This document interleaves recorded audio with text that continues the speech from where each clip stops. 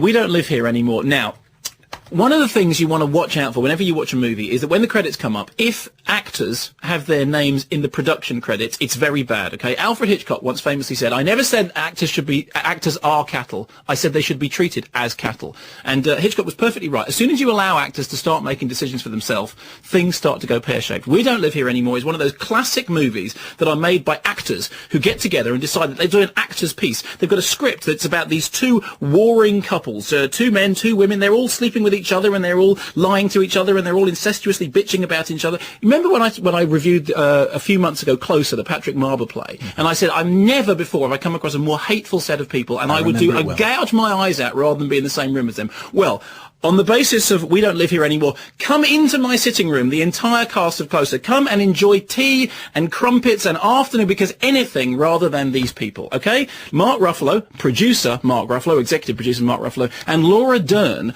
are talking about the problematic relationship that they have with the other couple, played by Peter Krause, and producer Naomi Watts. And this is pretty much the whinging tone of the whole film. And so it goes on for the best part of 2 hours. 15 minutes in, I had my head between my knees thinking, all of you, go away! Go and do the thing you are threatening to do, but don't do it in my cinema because I have a life to be getting on with. I actually started to hyperventilate. I started gripping the edge of the chairs because I thought, I'm going to do that thing that I did in Cannes. I'm going to get up and I'm going to start shouting at the screen. There's one moment when the camera... No, I didn't. I was really containing myself. I mean, I was literally thinking, I have to drink less caffeine. I have to, I have to stop taking sugar because if I react like this to this, he's going to give me a heart attack.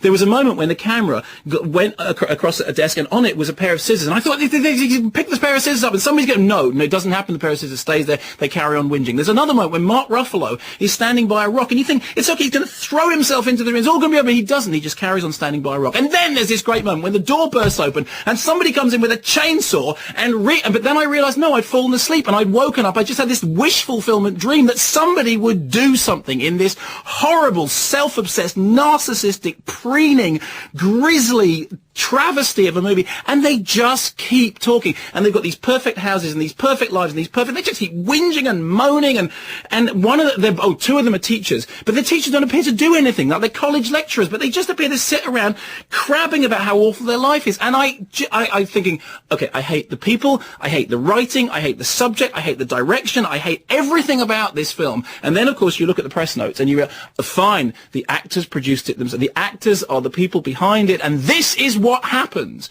Hitchcock was right. Hitchcock was absolutely right. Actors act. They do not make creative decisions. And on the basis of this, I would say you should outlaw any movie which has two actors and a screenwriter credited amongst the production credits. What you need is William Castle or, Roger Corman standing over you with a big stick saying, I'm sorry, if you don't do something exciting in the next 30 seconds, you're fired. This or Lord of the Revenge of the Sith? What would you rather?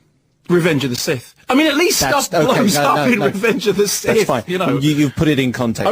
I don't wish to overstate this, but I honestly thought that I was going to have some kind of... I started to worry about myself. People always write in and say, I thought...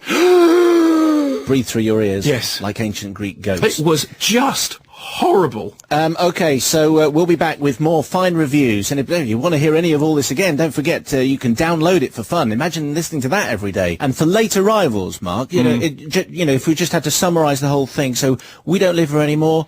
It's just hideous. I mean, literally gnaw your hand off rather than endure it. And there's a lovely quote on the poster from for late arrivals, for Entertainment Weekly, which says, the acting will leave you breathless. I mean, breathless. It virtually left me expire. I mean, I could not breathe. Pete Holman says, if Mark was sitting in a cinema with his head between his knees and hyperventilating, what on earth was he doing? Anyway, sadly, it's a kind of regular thing. Kwame and Finchley says, what a wonderful rant that was from Mark. I look forward to several more as popcorn no-brainer blockbuster season continues. But I like the popcorn no-brainer blockbuster more than that. Nawaz Nazir says, could you ask Mark which film is worse, the one he's just reviewed or Sex Lives of the Potato Men? That's a really good question and a really tough call. I think they're equally hateful. You'd have to say that Sex Lives of the Potato Men was worse in as much as Sex Lives of the Potato Men is just so foul that afterwards you feel like you need to bath in Clorox. Whereas with this you just want to punch people. What happens in Clorox? Clorox, bleach.